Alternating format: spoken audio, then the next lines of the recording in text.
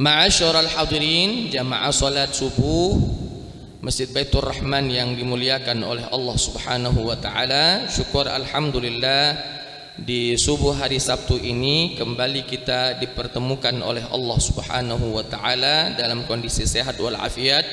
Salawat beriringkan salam semoga selalu tercurahkan kepada junjungan kita baginda Nabi besar Muhammad sallallahu alaihi wasallam. Di pekan yang lalu kita akhiri kajian tafsir kita di surat Al-Maidah ayat 83. Maka pada subuh hari ini insyaallah kembali kita akan melanjutkan kajian tafsir kita di surat Al-Maidah 84, 85, 86 dan insyaallah kalau ada waktu kita sampai 89 atau 90. Bapak Ibu hadirin wal hadirat rahimakumullah. Di pekan yang lalu kita telah menjelaskan bahwa sesungguhnya kelompok-kelompok yang amat sangat menentang Islam, amat sangat memusuhi Islam, Allah Subhanahu wa taala mengatakannya bahwa mereka adalah orang-orang Yahudi. La tajidanna ashaddan nasi adawatan lil ladzina amanul yahuda. Akan kau dapati bahwa orang-orang yang senantiasa memusuhi Islam, memusuhi orang-orang yang beriman, mereka dari golongan orang-orang Yahudi. Adapun orang-orang yang senantiasa dekat dengan Islam adalah kata Allah Subhanahu wa taala, "Wa la tajidanna aqrabahum mawaddatan lil ladzina amanu alladzina qalu inna nasara." Bahwa sesungguhnya engkau akan mendapati orang-orang yang dekat dengan Islam itu, dengan orang-orang yang beriman, mereka yang mengatasnamakan inna nasara, kamilah sesungguhnya Nasrani sesungguhnya. Dan inna nasara di sini Bapak Ibu, inna nasara di zaman dulu, di zaman Nabi sallallahu alaihi wasallam. Ketika Nabi sallallahu alaihi wasallam memerintahkan sahabatnya untuk berhijrah ke Habasyah, ke Ethiopia, kata Nabi sallallahu alaihi wasallam, inna fiha malikan, sesungguhnya di situ ada seorang raja yang tidak pernah menzolimi orang lain.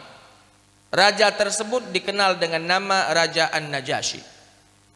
Ketika Raja An-Najasyi ini didatangi oleh utusan orang kafir Quraisy agar supaya orang-orang yang beriman hijrah ke sana dikembalikan ke kota Mekah, maka terjadilah perdebatan antara orang-orang yang beriman dan orang-orang musyrik di hadapan Raja Najasyi.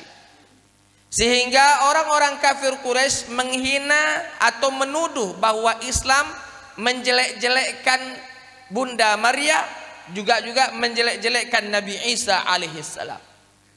Maka Ja'far bin Abdul Muttalib pada waktu itu membacakan ayat tentang Nabi Isa dan ibunya Maryam. Maka ketika dibacakan ayat tersebut, meneteslah air mata si Raja Najasyi, bahkan diceritakan sampai basah jenggotnya saking banyaknya air mata yang menetes di pipinya. Setelah itu Raja Najasyi pun beriman kepada Allah. Kenapa? Karena dia sadar bahwa agama yang dia anut selama ini sama dengan ajaran agama yang dibawa oleh Nabi Muhammad sallallahu alaihi wasallam. Min masdarin wahid, dari sumber yang satu. Maka orang-orang yang mengatakan inna nasara pada zaman dulu, ketika diajak untuk masuk memeluk Islam, maka bersegera mereka masuk Islam karena atas dasar kesamaan, ajaran agama yang dibawa oleh para nabinya. Bapak Ibu hadirin wal hadirat rahimakumullah, itu sudah dibahas di pekan yang lalu. Nah, Bapak Ibu ma'asyiral hadirin, jamaah salat subuh yang dimuliakan oleh Allah, di dalam tafsir Ibnu Katsir dijelaskan di sini, masuk pada ayat selanjutnya yang akan kita bahas di ayat 87 di dalam surat Al-Maidah. Ya ayyuhalladzina amanu la tuharrimu thayyibati ma ahallallahu lakum. Kata Allah Subhanahu wa taala, hai orang-orang yang beriman, janganlah kalian mengharamkan atas apa yang telah dihalalkan oleh Allah Subhanahu wa taala. Bapak Ibu, ayat ini turun ketika ada beberapa sahabat Nabi sallallahu alaihi wasallam datang bertanya kepada istri-istri Nabi sallallahu alaihi wasallam, mobil khusus bertanya kepada Aisyah radhiyallahu anha, bagaimana Nabi sallallahu alaihi wasallam menghabiskan waktu-waktunya, menghabiskan hari-harinya di dalam ketaatan kepada Allah. Karena orang-orang lain tak tahu secara persis apa yang dilakukan Nabi. Yang mereka lihat, yang mereka tahu hanyalah apa yang mereka lihat, apa yang mereka dengar. Tapi di dalam rumah, karena Nabi sudah masuk rumah, mereka tak mampu lagi melihat apa yang dilakukan Nabi di dalam rumah. Maka para sahabat Nabi sallallahu alaihi wasallam datang bertanya kepada Aisyah radhiyallahu anha, apa yang dilakukan oleh Nabi ketika di dalam rumah. Apa yang dilakukan oleh Nabi ketika menghabiskan hari-harinya yang tidak dia lihat, yang tidak mereka lihat. Maka Aisyah radhiyallahu anha pun menceritakan bahwa Nabi sallallahu alaihi wasallam senantiasa melakukan ketaatan di dalam rumah maupun di luar rumah, di tempat yang ramai maupun di tempat yang sepi. Semuanya, semua waktunya dipenuhi dengan ketaatan kepada Allah. Setelah mendengarkan cerita dari Aisyah radhiyallahu anha tentang Nabi, para sahabat ini lalu membandingkan dengan dirinya. Lalu mengatakan, kita ini tidak ada apa-apanya dibandingkan ibadah Nabi sallallahu alaihi wasallam.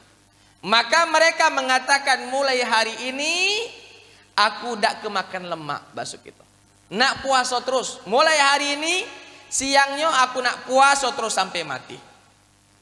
Lalu ada yang mengatakan, mulai hari ini aku kalau malam tidak tidur lagi, tahajud terus untuk mengisi waktu. Ada juga yang mengatakan bahwa mulai saat ini aku tidak mau menikah, la atazawwajun nisa, aku tidak mau menikah. Kenapa? Untuk mengisi waktu-waktuku di dalam ketaatan kepada Allah. Nabi saja yang sudah pasti masuk surga, ibadahnya luar biasa seperti itu, sehingga membuat para sahabat Nabi ini merasa malu pada diri mereka. Masa kita, kata sahabat Nabi, kita yang belum tentu masuk ke dalam surga saja, ya, amalan kita seperti ini, sedangkan yang pasti masuk surga yaitu Nabi sallallahu alaihi wasallam amalannya luar biasa. Maka mereka berjanji untuk tidak makan enak atau tidak makan di waktu siang atau berpuasa di waktu siang. Ada juga yang mengatakan kami tidak akan tidur malam lagi, tahajud terus sepanjang malam. Ada juga yang mengatakan saking inginnya fokus ibadah, la atazawwajun nisa, aku tidak akan pernah menikah, ya, untuk supaya waktu-waktu tersebut betul-betul dipakai untuk Allah Subhanahu wa taala.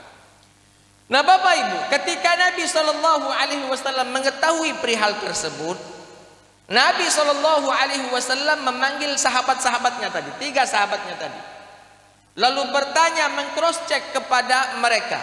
Kata Nabi, adonian apa tidak kamu ngomong cak ini, bahwa tidak akan pernah makan siang lagi, kalian mau puasa tiap hari. Ada juga yang mengatakan kamu tak akan tidur lagi, maunya tahajud terus. Ada juga yang mengatakan bahwa tidak mau menikah untuk ibadah kepada Allah Ta'ala. Ada kalian melakukan seperti itu? Kata sahabat-sahabat Nabi, iya ya Rasul, kami kepengen melakukan itu. Apa kata Nabi? Tahukah engkau, aku adalah hamba Allah yang paling bertakwa, lebih bertakwa daripada kalian. Aku makan siang, kadang puasa. Aku kadang sholat malam, kadang juga tidur. Aku juga menikahi wanita. Wa atazawwajun nisa, aku juga menikahi wanita. Maka ada sepotong hadis yang fenomenal di tengah-tengah kita, man raghiba an sunnati falaysa minni. Kata Nabi, barang siapa yang membenci sunnahku, maka sungguh dia bukanlah dari kelompokku, bukanlah dari umatku, kata Nabi sallallahu alaihi wasallam. Melihat orang-orang yang seperti itu, ada juga di antara mereka yang mengatakan, mulai hari ini aku takkan pernah makan daging lagi. Aku ingin makan makanan yang biasa-biasa saja, hanya untuk mengenyangkan perut sedikit saja, untuk berdiri sholat kepada Allah, lalu tidak mau lagi makan daging, tidak mau lagi minum susu dan lain sebagainya. Maka Allah Subhanahu wa taala menurunkan ayat ini, ya ayyuhalladzina amanu la tuharrimu thayyibati ma ahallallahu lakum wa la ta'tadu. Hai orang-orang yang beriman, janganlah kalian mengharamkan apa yang telah Allah Subhanahu wa taala halalkan dari hal-hal yang thayyib kepada kalian, wala ta'tadu, tapi jangan juga melampaui batas ketika makan maupun minum. Bapak Ibu, dari ayat ini kita bisa mengambil pelajaran bahwa halal dan haram itu dari Allah, Pak. Halal dari Allah, halal pun dari Allah, halal dan haram dari Allah. Maka kita tidak boleh menghalalkan apa yang diharamkan, atau tidak boleh mengharamkan apa yang telah dihalalkan oleh Allah Subhanahu wa taala. Kalau urusan makan, Pak, Nabi sallallahu alaihi wasallam mengharamkan apa yang diharamkan oleh Allah. Ketika Allah tidak mengharamkan di dalam kitab suci, dibiarkan saja, pilihan kita. Nak makan laju, dah galak sudah. Suatu saat, Pak, ada sahabat Nabi membawa dhab, seperti kadal gurun, Pak, dhab, ya, seperti kadal gurun, tapi halal yang dimakan, ya. Sahabat Nabi membawa dhab di hadapan Nabi, ngajak makan sama-sama. Makan dhab, dipanggang kah? Yang jelas bukan dipindang, karena orang situ tidak terti dengan pindang. Mungkin dipanggang baik, ya. Dipanggang, setelah dipanggang siap dimakan, diajaknya lah Nabi. Ya Rasul, payo masuk kita sama-sama kita makan dhab ini, kadal gurun ini. Kita makan sama-sama. Nabi sallallahu alaihi wasallam meninggalkannya. Tidak ngata ke apa dia makanan kamu ini, cari makanan lain, apa ini haram. Tidak juga ngomong cak itu. Atau juga tidak mengatakan ini adalah perihal makruh. Tidak juga. Nabi kalau tidak suka dengan makanan cukup ditinggalkan, tidak perlu dikomentari. Ini kan kita kalau tunjuk makanan dikomentari, apa dia makanan cak ini, makanan tak lemak selalu ini yang disuguhkan. Nah ini, Pak, bukan karakter Nabi menjelek-jelekkan makanan. Karena Nabi sallallahu alaihi wasallam faham betul bahwa makanan ini pun bisa mendengarkan ucapan kita. Makanya kadang mohon maaf ini, ya, mohon maaf. Kadang makanan yang kita makan membuat penyakit di diri kita karena sebelumnya kita caci maki dulu makanan tadi baru kita makan. Akhirnya makanan tadilah meluat nyengok kita, bahasa kita, Pak. Lah tak senang apa dia katanya tak lemak makan aku, masih kau teguk tulah, masih telep kau makan tulah. Akhirnya bukan menjadi darah daging yang sehat, malah menjadi sumber penyakit. Maka Nabi sallallahu alaihi wasallam kalau disuguhkan makanan disukai oleh Nabi, dimakan oleh Nabi. Atau ketika Nabi disuguhkan makanan yang tanda kutip tidak selera dengan Nabi, maka Nabi tinggalkan tanpa mengomentari. Yang mau makan, makan, yang tidak mau silakan. Maka jangan pernah kita mengharamkan apa yang telah dihalalkan oleh Allah, atau jangan pernah menghalalkan apa yang telah diharamkan oleh Allah Subhanahu wa taala. Vonis halal haram itu dari Allah Subhanahu wa taala. Kecuali perihal-perihal yang di zaman dulu tidak ada, di zaman sekarang ada. Contoh, tidak boleh kita mengatakan Ustadz jangan mengharam ke apa yang tidak diharamkan oleh Allah. Contohnya apa? Sabu-sabu. Sabu-sabu kan dak kati. Dak kati ngata ke sabu-sabu haram, ini men dak kati. Ya betul, Pak, dalam Al-Qur'an sabu-sabu dak kati. Tapi indikasi ke sabu-sabu banyak. Contohnya khamar. Ini kan sabu-sabu merusak akal ini. Maka dikiaskan kepada khamar. Innamal khamru wal maisur wal ansabu wal azlamu rijsum min amali syaitani fajtanibu. Maka tidak bisa kita langsung mengatakan bahwa ini dak kati dalam Al-Quran berarti halal, ini dak kati dalam hadis ini berarti halal. Haruslah kita kiaskan terlebih dahulu. Kalau memang tidak ada dalil sharih dari Al-Quran atau dalil tegas dari hadis Nabi Sallallahu Alaihi Wasallam, kita lihat ada tidak ijma' ulama di bidang itu. Tidak ada, maka mungkin ada dalilnya bisa kita kiaskan. Entah itu mengkiaskannya dalil yang membenarkan atau mengkiaskannya dengan dalil yang diharamkan oleh Allah Subhanahu wa taala. Yang jelas, la tuharrimu ma thayyibati ma ahallallahu lakum. Jangan pernah kita mengharamkan sesuatu yang baik yang Allah halalkan kepada kita, tapi ingat, walaupun halal, wala ta'tadu, jangan berlebih-lebihan, jangan melampaui batas. Para ulama tafsir mengatakan wala ta'tadu di sini ada dua maksudnya, Pak. Wala ta'tadu artinya ketika kita menghalalkan apa yang diharamkan, kita telah melampaui batas. Kita telah melampaui batas kebenaran. Atau menghalalkan apa yang diharamkan, kita pun telah melampaui batas. Ada juga yang mengatakan bahwa ketika itu tahu halal tapi engkau mengkonsumsinya dengan berlebih-lebihan, maka itu juga termasuk ta'tadu, berlebih-lebihan, melampaui batas. Contoh, Pak, contoh. Kita saking senangnya misalnya makan jeroan, kita tidak takar sekian sajalah, takut akan berdampak negatif pada kesehatan. Tapi karena tadi senang semuanya, selagi masih ada di depan diteguknya galau, selagi masih ada di depan dikunyahnya galau, dikunyahnya semua. Nah yang seperti ini, Pak, mohon maaf, wala ta'tadu, wala ta'tadu, jangan pernah kita berlebih-lebihan ketika makan. Pak, Nabi Shallallahu Alaihi Wasallam itu mencontohkan bahwa kalau makan itu beliau tidaklah makan kecuali dalam kondisi lapar. Beliau tidaklah makan kecuali dalam kondisi lapar. Dan beliau berhenti makan sebelum kekenyangan. Yo kenyang-kenyang tapi sebelum kekenyangan. Ini kadang Pak Adong yang berhenti makan tunggu sendawa dulu. Amal sudah sudah selesai kenyang. Itu bisa jadi kekenyangan. Bisa jadi kekenyangan. Bahkan di hadis mengatakan kami ini kaum yang tidaklah makan sebelum kami lapar dan kami berhenti dari makan sebelum kami kenyang. Bahkan jelas itu sebelum kami kenyang. Tapi kalau kita ya sudahlah, kenyang baik tapi jangan kekenyangan.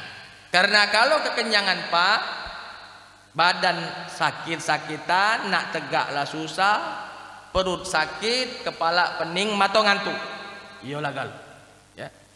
Bapak Ibu hadirin, makanya kalau makan sesuai saja, Pak, dengan takarannya. Jangan berlebih-lebihan, karena walaupun makanan itu halal, tapi ketika kita makan sampai kenyang bahkan muntah, jadi haram itu, Pak. Kalau kita muntah dari makanan yang kita makan, tadinya makanan itu halal, gara-gara itu kita berdosa karena muntah kekenyangan. Bukan muntah karena pusing karena apa, tapi muntah kekenyangan. Saya ada kenalan, anaknya ini, Pak, termasuk orang yang hobi makan, tidak kenal dengan kenyang. Pokoknya setiap apa yang ada di depannya itu dimakannya semua, tidak ada rasa kenyang yang ada di dalam pikirannya. Makanya kalau makan, bapaknya atau ibunya mentakar betul anaknya tadi, jangan lebih. Kenapa? Karena apapun yang ada dimakan, yang ada di depannya, dimakannya semua. Dia berhenti ketika muntah. Ketika ditanya idak kenyang apa? Idak, dak kati rasa kenyang. Dak tahu penyakit apa laju ini. Dak terasa kenyangnya, Pak. Jadi apa yang ada dimakan, apa yang ada di depan dimakannya semua sampai muntah. Diklarifikasi ke anak tadi, idak kenyang apa nak? Idak. Makanya bapaknya sekarang kalau ada apa-apa ditakar makanannya. Supaya kalau ini caknya lah kenyang, cukuplah, walaupun anaknya belum merasa kenyang sudah cukup. Kenapa? Kalau lebih dari itu bisa muntah. Bapak Ibu hadirin wal hadirat rahimakumullah, innallaha la yuhibbul mu'tadin. Kata Allah, sungguh Allah Ta'ala tidaklah menyukai orang-orang yang melampaui batas. Allah tidak suka orang-orang yang melampaui batas.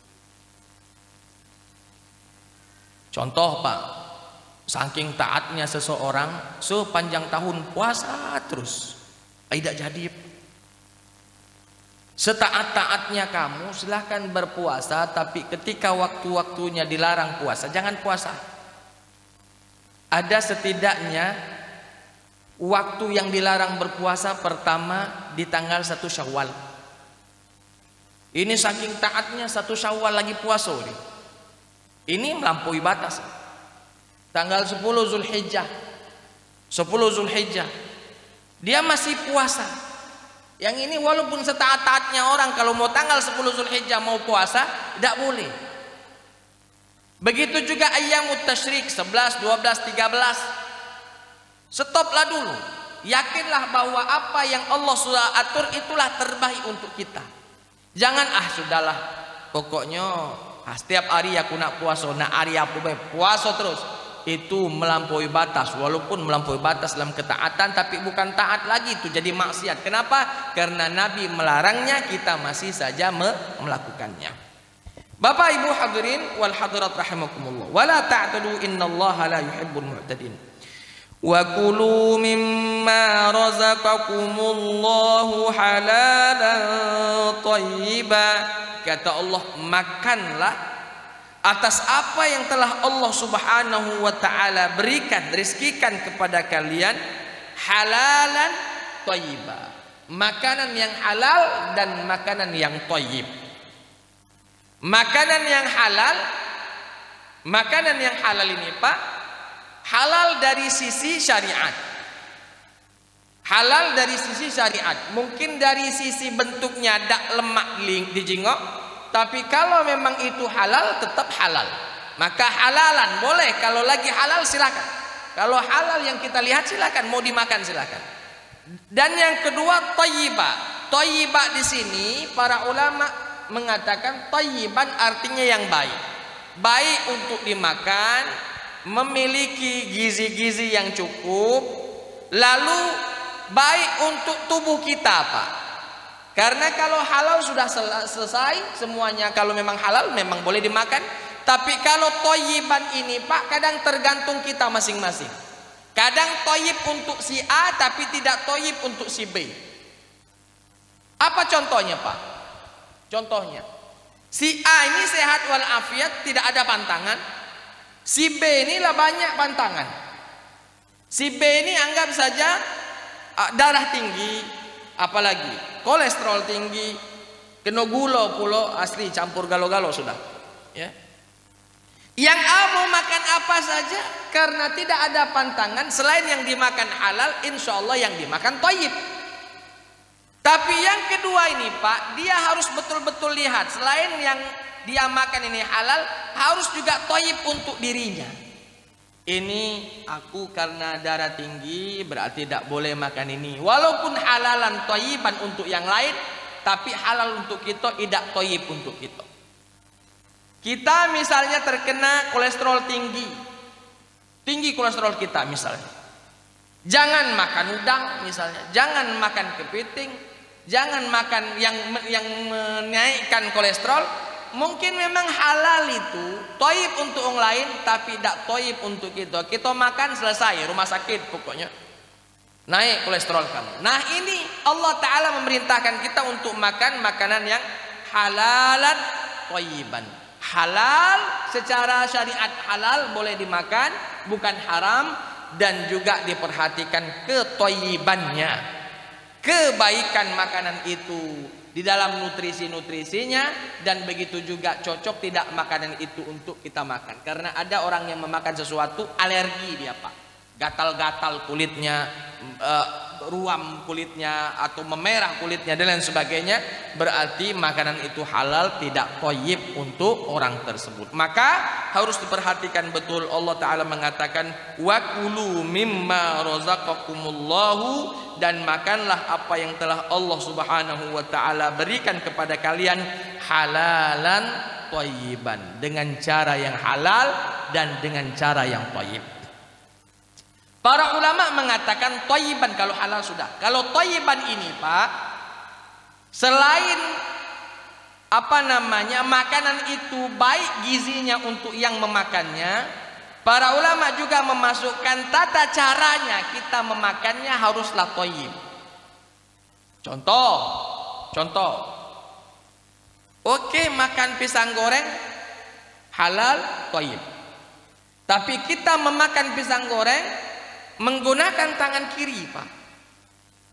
Memang secara fisik, secara benda, secara fisik si pisang goreng bagus, thayyib.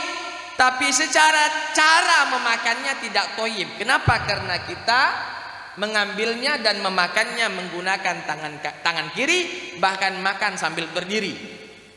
Nah, ini kan tidak thayyib secara cara, tidak thayyib secara kaifiyat, proses memakannya yang tidak thayyib. Tapi bendanya, pisang gorengnya thayyib, halalan thayyiban, tapi tidak thayyib ketika cara memakannya. Maka banyak yang harus diperhatikan. Nabi SAW pernah mengingatkan sahabatnya yang masih kecil ikut makan sama-sama, Pak.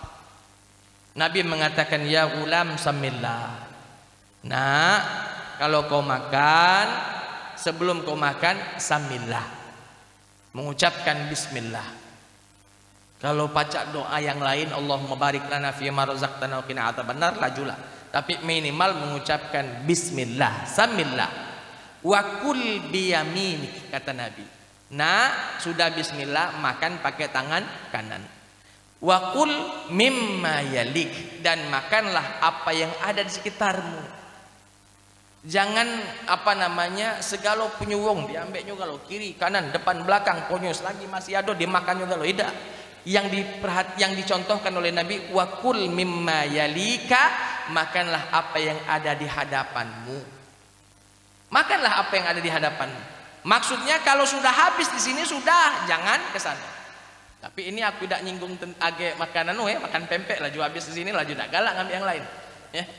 Itu sudah karena mungkin sedikit sebelah sini banyak sebelah sana, wajar saja. Ya kadang age laju dak galak makan pempek laju gara-gara jauh dari dirinya, ya. Ya. Bapak Ibu hadirin wal hadirat, kata Nabi SAW, bismillah, katakan bismillah, wa kul biyaminik, makan dengan tangan kananmu, wa kul mimma yalika, dan makanlah apa yang ada di sekitarmu. Tidak perlu ngambil sana, ngambil sini dan lain sebagainya. Bapak Ibu hadirin wal hadirat rahimakumullah. Wattaqullaha alladzi antum bihi mu'minun, dan bertakwalah kamu kepada Allah yang mana kepadanya lah kalian beriman. Kepada Allah lah kita semua beriman. Jadi bertakwa artinya makan dan minum itu pun mengindikasikan kepada kita itu salah satu indikator dari takwa. Bukannya takwa itu sembahyang baik, Pak. Bukannya takwa itu puasa baik. Bukannya takwa bersedekah baik. Ciri orang bertakwa itu juga bisa dilihat dari tata cara dia makan. Dia makan halal atau basing, terabas, halal haram hantam. Maka orang yang bertakwa pasti memilih makanan yang halal. Orang yang bertakwa pasti dia memilih makanan yang thayyib. Orang yang bertakwa pasti dia memakannya dengan cara yang thayyib, dengan cara yang benar. Tidak terapas dan lain sebagainya. Maka bertakwalah kepada Allah alladzi antum bihi mu'minun, yang mana kepada Allah lah kalian beriman. Artinya proses makan minum pun termasuk ciri-ciri orang-orang yang bertakwa. Masuk pada ayat selanjutnya, ini berbeda beda temanya. Ayat selanjutnya, la yu'akhidzukumullahu billaghwi fi aymanikum walakin yu'akhidzukum bima 'aqadtumul ayman. Allah Subhanahu wa taala berfirman, tidaklah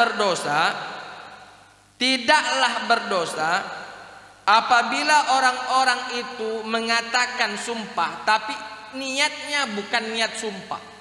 Nanti saya akan bahas, Pak. Contoh mengucapkan wallahi billahi tallahi tapi niatnya bukan niat sumpah. Yang berdosa itu adalah ketika orang mengucapkan sumpah atas nama Allah, niatnya memang sumpah, lalu tidak dikerjakan sumpahnya tadi, baru berdosa. Apa contohnya, Pak? Kalau di Arab, Pak, mudah sekali orang mengatakan wallahi. Kalau kami, kawan-kawan Arab kami ketika saya kuliah di Madinah, ketika berbicara, Pak, dengan dia, kita bisa hitung berapa banyak dia mengucap wallah. Kaif halak? Wallah alhamdulillah tayyib misalnya. Apa kabar? Alhamdulillah. Sebelumnya dia sumpah dulu, wallah alhamdulillah tayyib. Demi Allah alhamdulillah aku baik-baik saja. Berarti kan wallah di sini di awal ini bukan atas nama sumpah, karena memang itu sudah menjadi tradisi. Apapun dikit-dikit wallahi. Dikit-dikit wallahi, dikit-dikit wallahi. Contoh misalnya, Pak, kita diajak makan, tapi kita dagal. Ta'al wallah, ta'al. Sini, demi Allah sini. Kalau kita pergi ya sudah. Pergi. Tidak dipaksa walaupun dia mengucapkan wallah tadi. Artinya dia mengucapkan wallah itu bukan karena dia bersumpah betul-betul ngajak kita untuk makan. Karena itu sudah apa namanya, omongan biasa, dikit-dikit ya. Sumpah. Kalau bahasa kita juga begitu, ya. Dikit-dikit sumpah padahal tidak niat untuk sumpah. Contoh misalnya anak-anak kita misalnya kehilangan kelerengnya, kau ngambilnya sumpah aku tidak. Nah itu sumpah di situ bukan sumpah apa namanya dia berjanji di hadapan Allah dan sebagainya. Itu apa namanya komunikasi, kalimat komunikasi antara satu dengan yang lain. Itu kalaupun misalnya dilanggar tidak menjadi masalah. Yang dilanggar menjadi masalah itu yang sumpah di atas kepala sudah diletakkan kitab suci. Demi Allah saya bersumpah akan menjalankan amanah ini. Tidak digawe ke. Nah yang ini sumpahnya dicatat oleh Allah, dan apabila ditinggalkan, tidak diamalkan, tidak dikerjakan, tidak diimplementasikan, maka dia berdosa di hadapan Allah Subhanahu wa taala. La yu'akhizukumullahu billaghwi fi aymanikum walakin yu'akhizukum bima aqadtumul ayman. Fakaffaratuhu, Allah taala mengatakan kalau memang kita bersumpah, niat sumpah tapi tidak bisa merealisasikannya, fakaffaratuhu, maka kafaratnya, bayarannya ya, fakaffaratuhu it'amu 'asharati masakina, memberikan makan 10 fakir miskin. Min awsati ma tut'imuna ahlikum, makanan yang diberikan standar makanan yang kamu berikan kepada keluarga kalian. Au kiswatuhum, atau kalau tidak pacak ngunjuk makan, kiswatuhum, berikan mereka pakaian. Au tahriru raqabah, atau memerdekakan hamba sahaya. Nah, Pak, ayat ini menjelaskan kepada kita kalau sumpah tidak bisa diamalkan maka bayar dengan cara ini. Tapi Pak, jangan sampai kita meremehkan sumpah. Tidak apa-apa aku bersumpah, yang penting aku dilantik. Ujung-ujungnya kan mudah, cuman ngunjuk makan 10 wong. Nah ini mempermudah ini Pak. Kalau misalnya saya bersumpah insya Allah besok ke rumah kau misalnya, karena ada sesuatu hal yang tidak bisa kita tinggalkan, maka kita telepon, mohon maaf sekali aku tidak pacak datang ke rumah kau padahal kemarin aku bersumpah. Nah untuk membayar sumpah tadi maka fakaffaratuhu it'amu 'asharati masakin, berikan makan 10 fakir miskin untuk menetralkan sumpah tadi. Atau berikan dia pakaian, 10 orang fakir miskin, kasih dia pakaian. Atau tahriru raqabah, atau memerdekakan hamba sahaya. Nah kalau yang itu betul. Tapi kalau para pemimpin misalnya dilantik dan sebagainya, lalu katakan tidak perlulah dilakukan. Di dalam Islam kan ada fakaffaratuhu it'amu 'asharati masakin. Jangan ke 10, 1000 kundang untuk makan. Jangan. Allah Maha tahu Pak. Kenapa? Setiap orang itu kan kita bertanggung jawab di hadapan Allah. Karena kita bersumpah bukan di hadapan siapa-siapa yang diadil. Langsung kita bersumpah atas nama rakyat. Artinya ketika kita tidak mengamalkan apa yang diperintahkan kepada kita, berarti sama saja kita melanggar sumpah kepada seluruh rakyat Indonesia. Maka itu lain lagi cerita. Maka fakaffaratuhu it'amu 'asharati masakin. Maka kafaratnya adalah memberikan makan 10 fakir miskin, min awsati ma tut'imuna ahlikum, dari makanan yang standar kita berikan kepada keluarga kita. Au kiswatuhum, berikan dia pakaian, au tahriru raqabah, atau memerdekakan hamba sahaya. Faman lam yajid, kalau dia tidak mampu memberikan makan pada fakir miskin 10 orang, atau tidak mampu memberikan pakaian kepada fakir miskin 10 orang, atau tidak mampu memerdekakan hamba sahaya, maka kata Allah faman lam yajid fasiyam, maka boleh berpuasa. Berapa hari? salasati ayyamin. Fasiyamu salasati ayyamin, maka berpuasa 3 hari untuk menetralkan sumpah yang kita lakukan, yang kita sebutkan. Nah, para sahabat, para ulama mengatakan bahwa apakah 3 hari puasa sumpah ini harus berturut-turut? Jawabannya, kalau bisa berturut-turut itu lebih afdol. Itu lebih afdol. Senin, Selasa, Rabu misalnya berpuasa turut-turut, itu lebih afdol. Tapi kalau tidak bisa berturut-turut, boleh kelang-kelang. Misalnya Senin, Kamis, Senin lagi. Jadi 3 hari. Dengan niat untuk membayar kafarat dari sumpah yang kita langgar, ya. Jadi fasyamu salatati ayyamin, berpuasa 3 hari, bisa berturut-turut hari-harinya atau juga bisa dikelang-kelang. Dzalika kaffaratu aymanikum idza halaftum, itulah kafarat dari sumpah-sumpah kalian apabila kalian bersumpah. Dan Allah Ta'ala mengatakan wahfazu aymanakum, tapi menjaga amanah itu lebih penting. Wahfazu aymanakum, jaga amanah, jangan dipermainkan amanah ini. Kadzalika yubayyinullahu lakum ayatihi la'allakum tashkurun, karena begitulah Allah Ta'ala menjelaskan kepada kalian tentang ayat-ayatnya agar supaya kalian bersyukur kepada Allah Subhanahu wa Ta'ala. Wahfazu aymanakum, jagalah sumpah kita, Pak. Di dalam hadis Nabi Rasul mengatakan bahwa sumpah itu kan termasuk janji, Pak. Kalau sumpah atau janji tadi tidak direalisasikan, tidak dilaksanakan, maka termasuklah kita pada ciri-ciri orang-orang munafik. Dalam sebuah hadis Nabi mengatakan bahwa ayatul munafiqi salas, tanda orang munafik itu ada 3. Idza haddatsa kadzaba, kalau dia berbicara banyak dusta, banyak bohong. Wa idza wa'ada akhlafa, kalau dia berjanji selalu ingkar. Wa idza tumina khana, dan apabila diamanahi dia khianat atas amanah yang diberikan. Nah, ketiga-tiga ini dilakukan, maka itu ciri-ciri orang-orang munafik. Dan orang-orang munafik itu, Pak, na'udzubillah, nerakanya dalam. Innal munafiqina fid darkil asfali minan nar, sesungguhnya orang-orang munafik itu tidak ada tempat yang cocok kecuali fi asfalin, innal munafiqina fid darkil asfali. Fid darkil asfal, asfal itu kan bawah, aspal. Dak kati aspal di pucuk, aspal itu di bawah galuh, ya. Fid darkil asfali, yang paling bawah dari kerak api neraka. Na'udzubillah summa na'udzubillah. Bapak Ibu hadirin wal hadirat rahimakumullah. Jadi pembahasan kita pada subuh hari ini, yang pertama, Allah Ta'ala mengatakan jangan pernah mengharamkan apa yang dihalalkan oleh Allah. Kalau haram haram, kalau halal halal. Jangan yang haram dihalalkan atau yang halal diharamkan, karena sesungguhnya halal dan haram itu min indillah, dari sisi Allah Subhanahu wa Ta'ala. Lihat ayatnya, lihat hadisnya.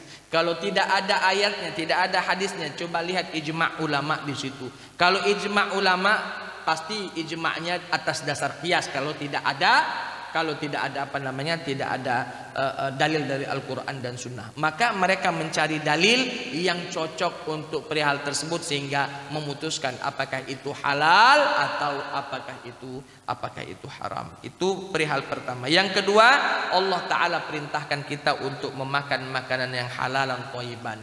Jangan sampai perut ini dijadikan seperti kotak sampah, Pak. Semuanya masuk. Seperti kotak sampah, Pak, semuanya masuk. Plastik masuk, bekas nasi masuk, botol masuk, dan lain sebagainya. Itu kotak sampah. Maka jangan jadikan perut kita seperti kotak sampah. Kita harus selektif, Pak. Boleh masuk di sini dengan syarat harus halalan thayyibah. Ini halal tapi tidak thayyib, tinggalkan. Ini halal, ini thayyib, kita senang, makan. Ya, halalan thayyibah. Dan ketika makan wala ta'tadu, jangan melampaui batas.